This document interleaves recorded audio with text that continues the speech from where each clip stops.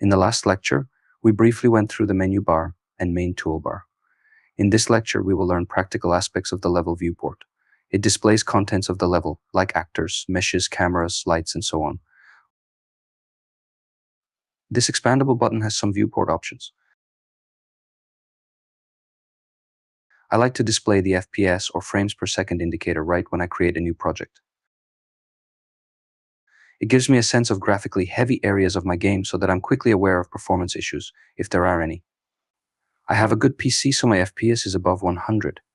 If you ever encounter low FPS, it means that you either have optimization issues or your PC might simply be slow. Some lectures ago, I mentioned that you should reduce engine scalability and material quality from the settings. Do it now if you feel that your computer is slow.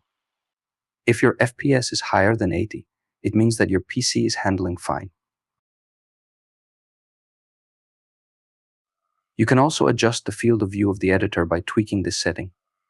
To be honest, I like the default setting, but you might want to change it. Please note, this setting affects the field of view in your editor. Your player character will still have the default field of view, but it can also be changed to your liking. Game mode or keyboard shortcut G allows you to view the world as players of your game would. Here's an example. As you can see, these small icons give you feedback on what you are looking at. For instance, this indicator tells you that there's a light placed at this location. Such indicators are only visible in the editor mode, so your player audience won't see them in-game.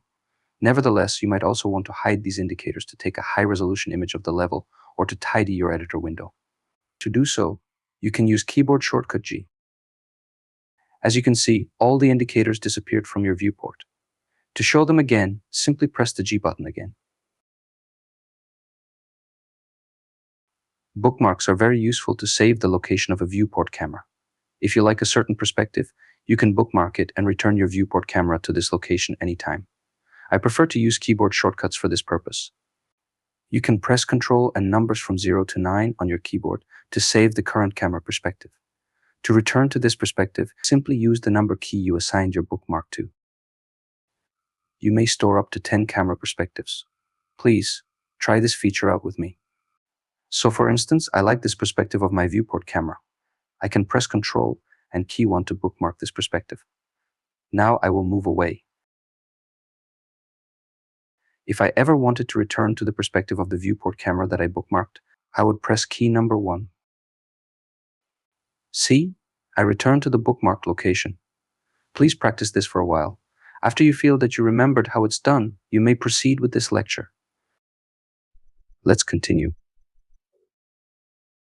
The high-resolution screenshot button does what you think it does. It takes a snapshot of your current camera perspective and saves it as an image file.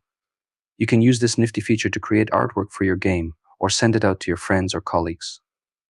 Just make sure not to set the screenshot size multiplier to a high value. This might even crash your Unreal Engine editor.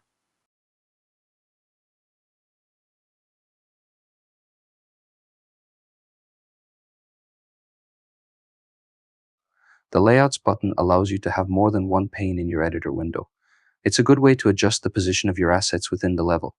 Sometimes your eyes might confuse you, as some assets only appear in place, but actually, they may be far off the desired location. Seeing the world from more than one perspective will certainly come in handy in this case.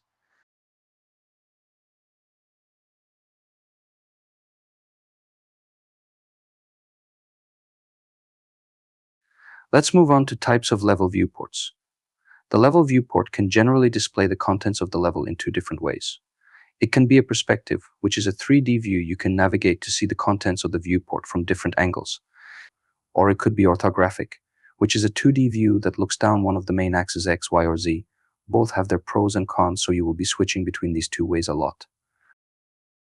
Before we continue, I'd like to teach you a handy feature to measure in-game distance between assets. To do this, you must be in an orthographic view mode. Let's look at our world from the top by choosing this option. Now drag your mouse holding the middle mouse button.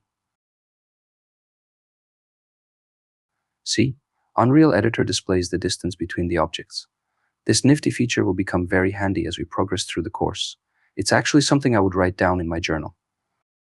I also would like to ask you to memorize keyboard shortcuts for changing level viewport modes. They are displayed here. Your workflow will be more efficient if you use keyboard shortcuts as often as possible. Let's continue.